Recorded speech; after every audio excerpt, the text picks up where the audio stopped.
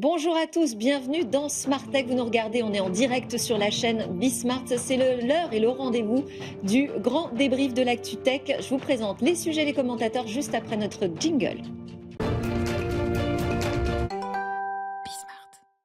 C'est parti pour le grand débrief de la tech. Aujourd'hui, autour de la table, nous avons des personnes qui sont venues à vélo, en trottinette, qui ont bravé la grève. Merci beaucoup à tous les trois. Jean-Christophe Le Toquin, cofondateur de Stiza, réseau mondial de lutte contre la violence sexuelle par l'image. Merci beaucoup d'avoir fait tout ce chemin jusqu'au studio de Smartech. Alain Staron, merci aussi, fondateur et PDG d'Artifil, je le répète, notre disrupteur préféré. Merci Alain également de nous avoir rejoints. Et Nothing Doc qui est nouveau dans l'exercice du débrief.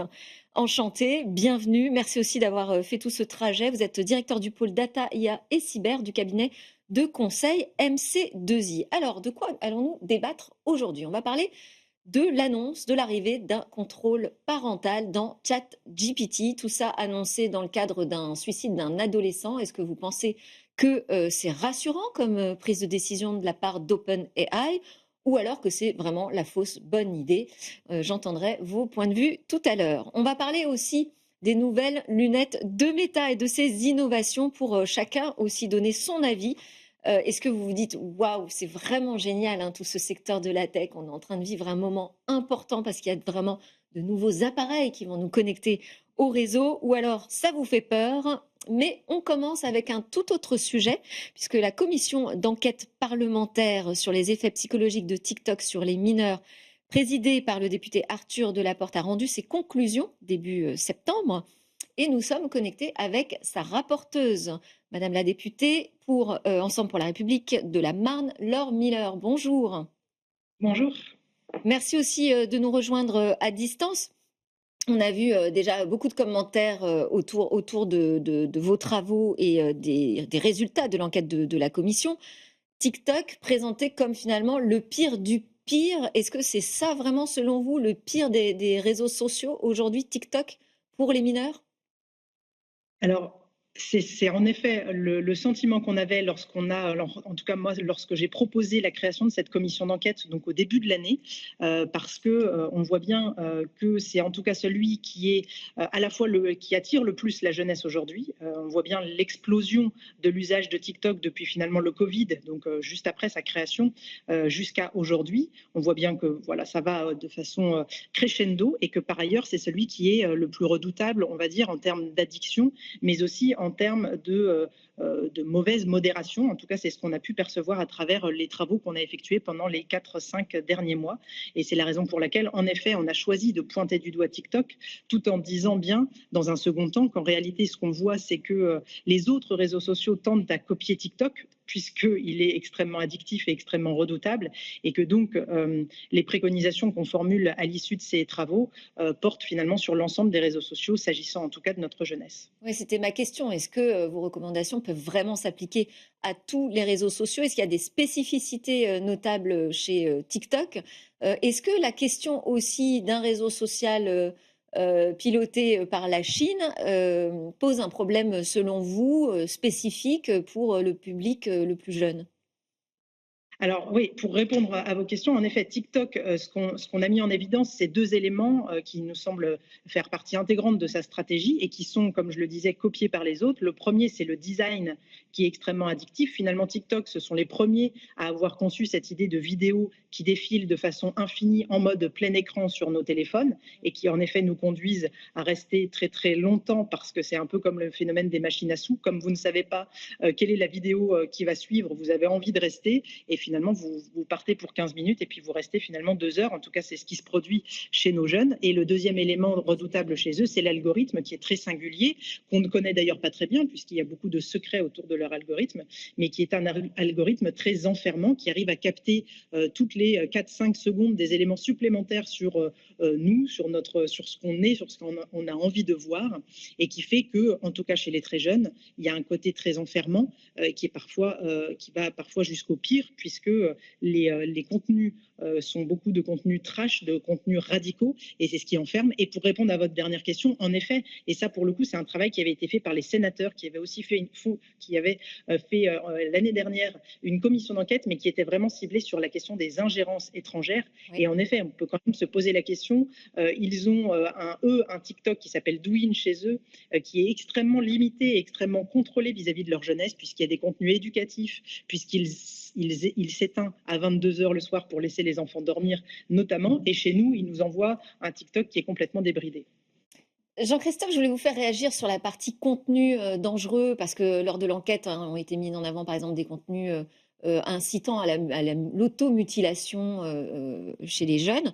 Est-ce qu'il vous semble aussi que c'est le pire du pire, TikTok, aujourd'hui, sur la diffusion de contenus dangereux, délétères pour la jeunesse? Bah, effectivement, comme ils sont très populaires auprès des jeunes, forcément, donc tout ce qu'ils font et étant les premiers, les leaders, ils veulent le garder, forcément ce qui va pouvoir dériver va se retrouver sur TikTok. Mais comme l'a dit madame la députée, les autres n'ont qu'une pensée, c'est arriver à retrouver la même efficacité, je dirais, commerciale, je dirais, traditionnelle, et qui va donc effectivement pouvoir arriver aux mêmes dérives. Donc c'est extrêmement important d'avoir une vision globale et effectivement, enfin, viser et transformer TikTok en bouc émissaire, c'est leur rhétorique, c'est comme ça qu'ils le vivent en fait, n'est pas le plus efficace.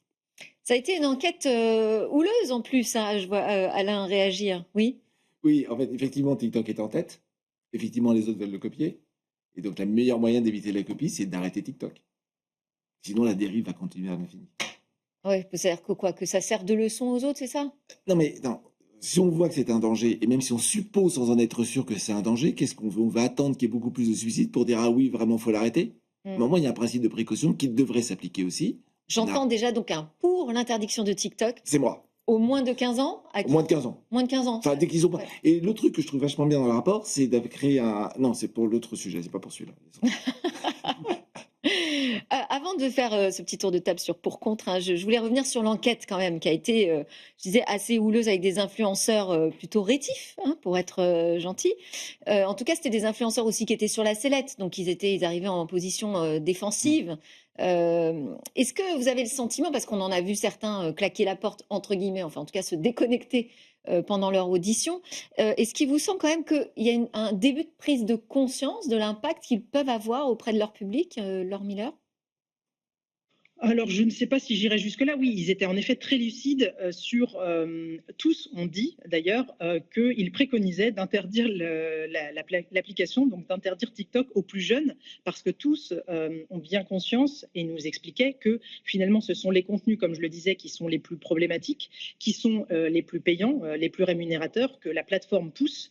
Et donc, eux l'ont très bien compris et l'appliquent à leur propre façon de faire sur TikTok en particulier. Donc, ils savent que c'est des vidéos sur lesquelles il faut les premières secondes attirer les gens. Et donc, comment est-ce qu'on attire? On attire en allant vers le trash, en allant vers quelque chose de très radical pour que les gens restent. Donc, ils étaient très lucides, mais finalement, c'est juste les profiteurs d'un système qui existe à travers la logique TikTok et la stratégie TikTok. Donc, l'idée n'était pas de les blâmer particulièrement ou de faire de moraliser cette commission d'enquête. C'était simplement, moi, je trouve, l'intérêt, comme en plus on en a beaucoup entendu parler, de montrer aussi aux parents, voilà, en fait, ces influenceurs-là, ces TikTokers, eh bien, c'est ce que regardent vos enfants, parce qu'en fait, tous les parents connaissent TikTok, mais est-ce que beaucoup de parents sont déjà allés sur l'application pour regarder les comptes les plus suivis par la jeunesse aujourd'hui? Ça, c'est moins sûr. Et donc, c'était une manière de dire, vous voyez, voilà, ceux-là, ils sont suivis par des millions de jeunes dans notre pays et ailleurs, et voilà à quoi ça ressemble. Et il y a une suite, il y a une suite qui sera donnée, il y a une suite qui sera donnée sur les contenus qu'ils diffusent et qui sont parfois vraiment problématiques. Il y a déjà des suites qui ont été données, vous savez. Alors, je ne veux pas faire de la publicité, mais par exemple, Adé Laurent, qui diffuse des contenus à caractère voilà, très sexuel et avec une vision de la femme extrêmement contestable. Lui a été dit-on. Ouais. là, masculiniste, et il y en avait d'autres. Lui, par exemple, a été banni de la plateforme. Seulement, est-ce que c'est vraiment le rôle soit d'un parlementaire, soit d'une ministre de devoir faire le tri dans une masse de contenus problématiques et d'interpeller TikTok pour qu'il daigne retirer de la plateforme des contenus problématiques? Je ne crois pas. Donc ça montre justement qu'il y a un vrai problème voilà, structurel et que TikTok ne fait pas l'effort et n'a pas une modération satisfaisante dans les contenus qu'il diffuse, et qu'il le fait sciemment, parce qu'en fait, ce sont des contenus qui lui rapportent de l'argent. Nosim, Oui. quel est votre avis sur cette affaire? Faut-il ou non interdire ou limiter à certains contenus, je ne sais pas, hein, ce réseau social TikTok aux moins de 15 ans? Je vais dire quelque chose qui est un petit peu contre nature pour moi, parce que je suis un professionnel du numérique et un passionné du numérique. Je vais dire oui, par le principe de précaution que j'ai déjà entendu. Oui, et chez moi, il n'est pas autorisé par mes enfants. C'est 15 ans, ça vous semble le bon âge comme limite? il y a un débat là-dessus, parce Ouais. qu'évidemment, est-ce que 15 ans, est-ce que c'est 16 ans, est-ce que c'est 17 ans? En tout cas, factuellement, aujourd'hui, la majorité numérique en France est de 15 ans, Mm. donc c'est un bon repère. je trouve. Officiellement, mais alors c'est pas vraiment mis en œuvre. Oui, c'est le problème aujourd'hui. Effectivement, le contrôle de l'âge aujourd'hui, les technologies existent, mais elles sont au bon vouloir des personnes qui veulent les déployer, et ce n'est pas correctement déployé. Je dirais, sur un principe de précaution, non, il faut l'interdire, mais je dirais que ce n'est pas suffisant. Il y a toutes les propositions qu'a fait Madame la députée, qui sont la sensibilisation, le fait d'en parler. Ça, c'est très important, parce Ouais. qu'il faut que les parents et les jeunes comprennent en fait l'impact. Euh, c'est pour moi un travail de fond. Mais effectivement, à très court terme, c'est un produit qui peut être nocif. Jean-Christophe, pour ou contre l'interdiction de TikTok aux moins de 15 ans? Nous, on n'a pas de. Enfin, je pense qu'il est surtout pour collecter l'information. Je pense que C'est-à-dire ce qui est important et qui est presque abordé dans le rapport, et pas tout à fait, c'est essentiel d'arriver à faire cette remontée de terrain qui a été faite par la Commission, venant des associations, des signataires de confiance, des experts.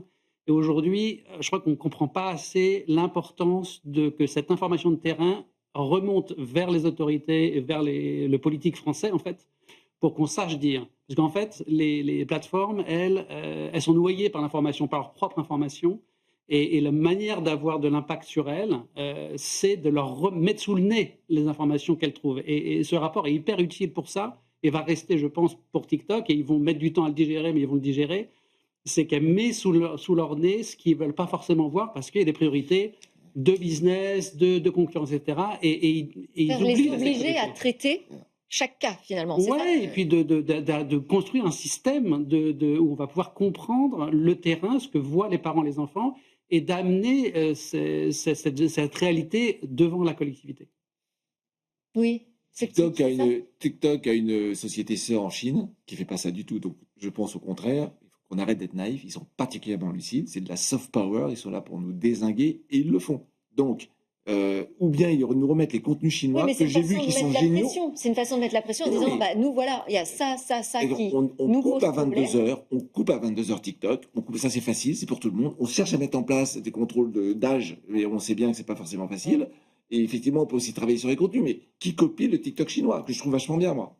Ouais, mais ça, c'est une politique. C'est justement aux politiques Oui. occidentales Oui. de faire ce que font les autres gouvernements. Je veux dire, c'est une question éminemment politique. Et Et il y a un autre chemin qui a été choisi par les États-Unis, hein, c'est de dire, bah, finalement, on prend un contrôle encore plus important sur C'est cette ça. plateforme, à la fois sur les données qui sont collectées, utilisées, mais aussi même sur l'algorithme maintenant sera vraiment piloté par les Américains et non plus par la Chine.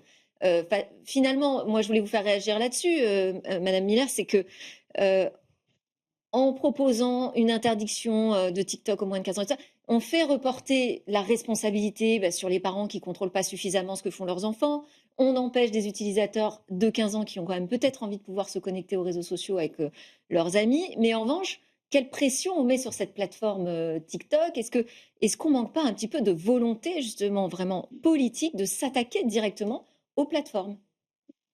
Mais je pense qu'on peut et on doit d'ailleurs sur ce sujet mener plusieurs combats de front. C'est-à-dire le fait d'interdire demain la plateforme pour les moins de 15 ans et toutes les plateformes de réseaux sociaux pour les moins de 15 ans, c'est, comme plusieurs l'ont dit sur le plateau, un principe de précaution et de protection de notre jeunesse. C'est-à-dire on sait qu'à court terme, ça nous permet d'éviter qu'il y ait d'autres drames et d'éviter que nos jeunes soient, encore une fois, biberonnés à des contenus qui sont pour beaucoup nocifs et qui ne leur font pas du bien. Et en revanche, ça ne doit pas nous exonérer, vous avez raison, d'un combat à plus large échelle, mais qui prend un petit peu plus de temps, il faut bien le dire, à l'échelle de l'Union européenne, qui est en effet d'imposer un pluralisme algorithmique qui est évidemment essentiel, on le voit bien, de reprendre la main en effet sur ces, pas forcément sur ces plateformes, mais de nous créer aussi des plateformes, des réseaux sociaux éthiques qui seraient Enfin, on pourrait d'origine interdire. occidentale, d'origine de l'Union européenne. On Et pourrait voilà, de interdire le continuer le scroll combat contre infini, Madame la députée, par exemple. On pourrait décider que c'est une pratique que l'on ne tolère pas sur les réseaux sociaux.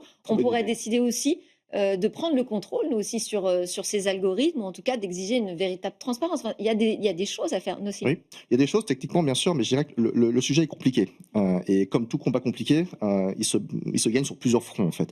Et je voudrais revenir sur un front qui a été cité dans le rapport et qui a été un petit peu dévoilé. C'est aussi sur la responsabilisation de tous les acteurs, la responsabilisation des parents. Mais on ne peut pas toujours reporter la faute aux parents. Il y a la responsabilité des plateformes, on en a beaucoup parlé, mais je pointe aussi la responsabilité des producteurs de contenu. Si moi, demain, j'incite au suicide, je suis pénalisé. Ouais. Il faut que les producteurs de contenu qui font des contenus qui sont jugés illicites soient pénalisés. Ouais. Aujourd'hui, il y a une zone quasiment de non-droit, et en tout cas, on ne se sent pas concerné, et on ne se sent pas inquiété quand on fait des choses qui sont un peu border, parce que ça nous rapporte de l'argent. Donc je pense qu'il faut responsabiliser tous les acteurs de la chaîne, du producteur jusqu'au consommateur. En tout cas, on peut vous féliciter pour ce travail, cette commission d'enquête. Bravo. Laure Miller, merci beaucoup d'avoir été avec nous. Je rappelle que vous êtes député de la Marne, Ensemble pour la République. Merci encore. Nous, on continue à parler de la protection des mineurs, puisqu'il y a eu cette annonce d'arrivée, de lancement d'un contrôle parental dans ChatGPT. OpenAI a pris cette décision à la suite d'une affaire dramatique, le suicide d'un jeune de 16 ans aux États-Unis, dont les parents accusent ChatGPT en fait de l'avoir encouragé dans sa dépression et jusqu'à l'acte fatal. Alors, ce contrôle parental dans le chatbot mis en place par l'IA générative d'OpenAI, ça vous semble être une bonne idée ou vraiment une fausse bonne idée? Qui veut donner son avis en premier? Allez, Alain. Sur le principe, moi j'adhère, mais j'ai une confiance peut-être exagérée dans les capacités des algos. Le principe, c'est quoi? Le principe, c'est d'arriver à comprendre à travers les échanges quel est l'âge mental, pas civil, l'âge mental de l'interlocuteur. Bon. Et la deuxième chose, c'est être capable de détecter des dérives de dépression, et voire pire. Bon. Donc moi, je trouve sur le principe, c'est une bonne idée. Il y aura comme toujours des erreurs, il y aura des faux positifs, il y aura des faux négatifs, donc il faut se préparer à ça. Mais enfin, on vient d'une situation où il n'y a rien. Donc c'est de toute façon pas idiot.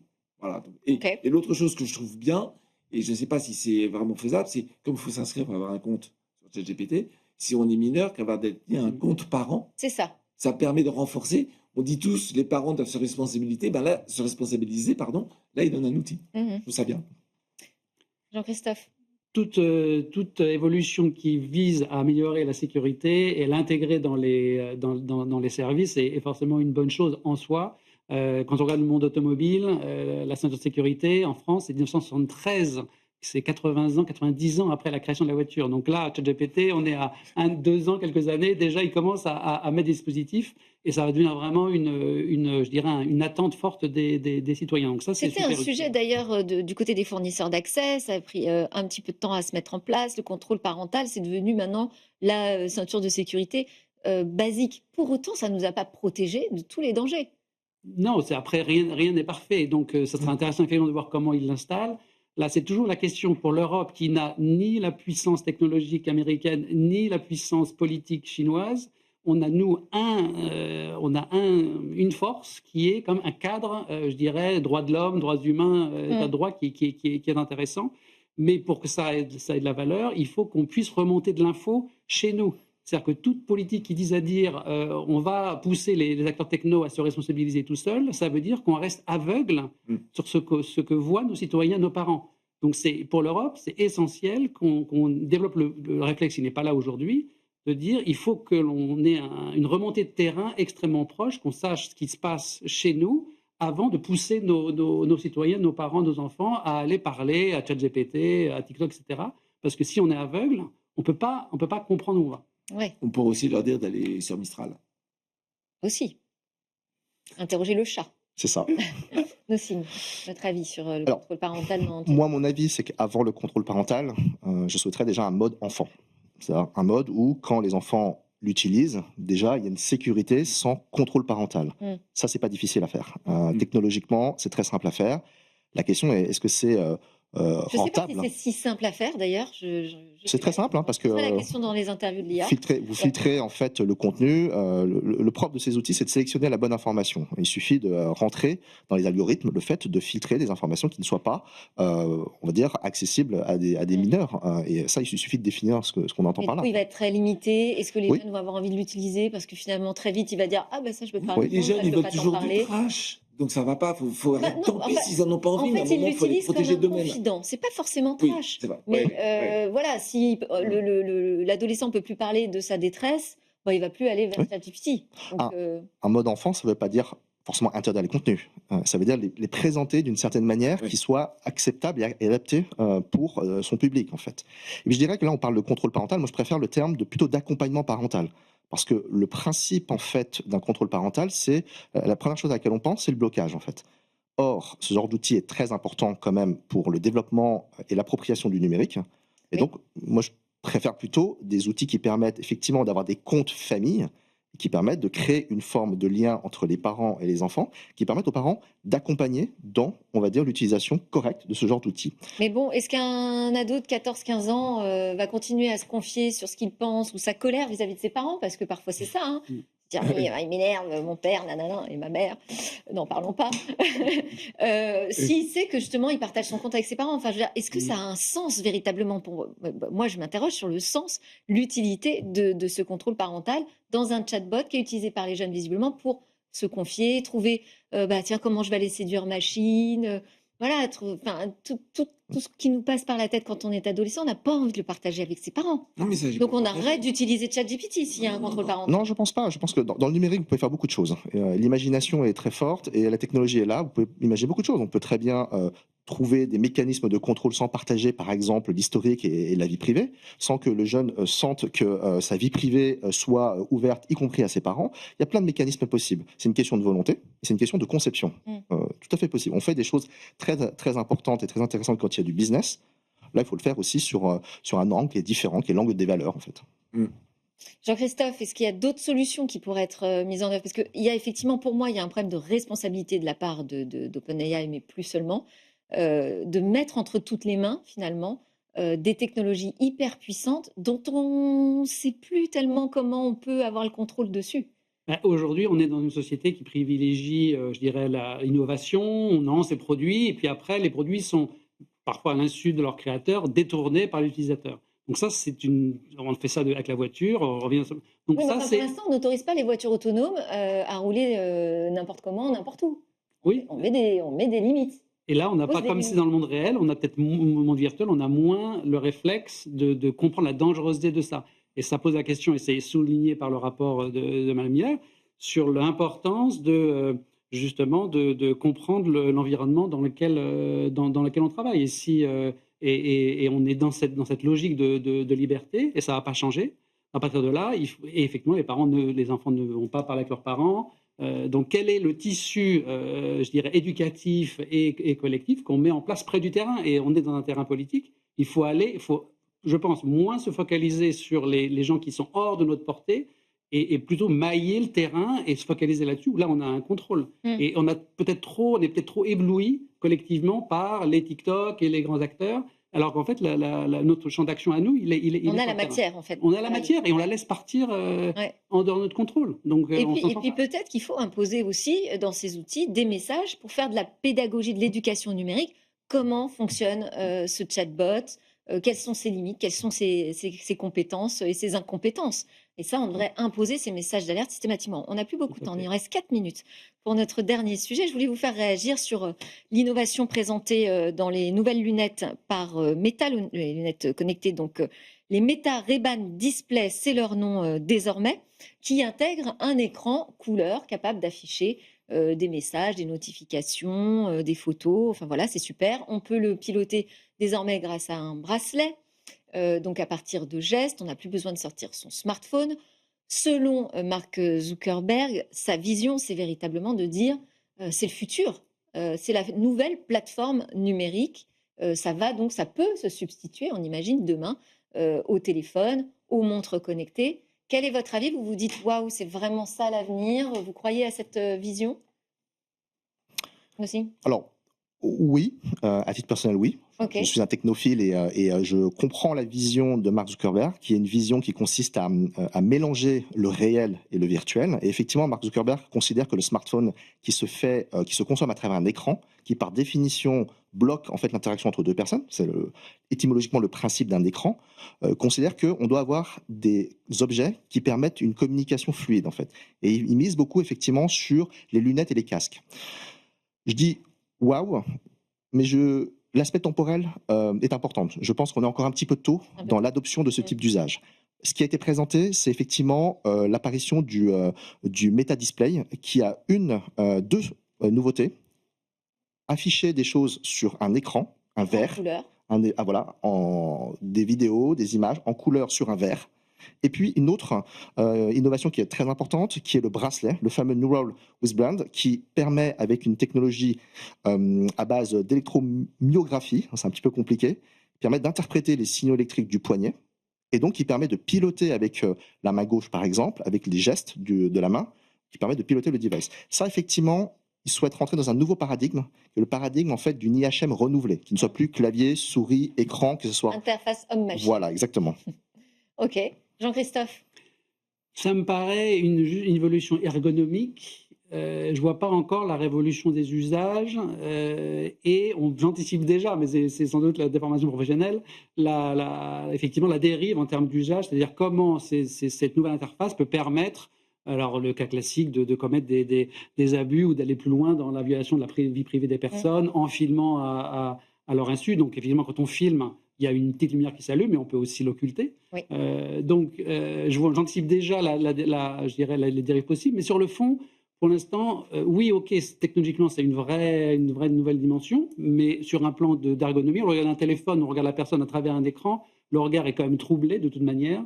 Donc, je ne vois pas encore l'impact, je dirais, la révolution sociétale derrière regarder son téléphone. En plus, l'avantage, c'est qu'on voit la personne sortir son téléphone, donc on se dit, OK, là, elle ne m'écoute plus. Voilà. Alors que lorsqu'elle consulte sur son écran dans la lunette, mais ça se verra aussi, parce qu'on verra bien que le regard se floue. Bien, il a un regard un peu voilà. Donc ça va aboutir au même résultat. Ça va transformer quand même nos relations sociales, ça, c'est évident. Alain, le disrupteur, il trouve ça génial, forcément, non? Moi, je dis que c'est évident de la part de plateformes. Leur objectif, c'est quoi? C'est d'augmenter leur audience. Point. Donc, on peut imaginer toutes les technos du monde. Leur objectif premier, c'est pas de révolutionner les usages. Leur objectif premier, c'est d'augmenter le taux d'addiction, d'adhérence, de fidélité à leur plateforme. Et ça, c'est très embêtant. Que Ray-Ban le fasse tout seul, très bien. Que Meta le fasse avec Ray-Ban, ça me pose un peu plus de questions.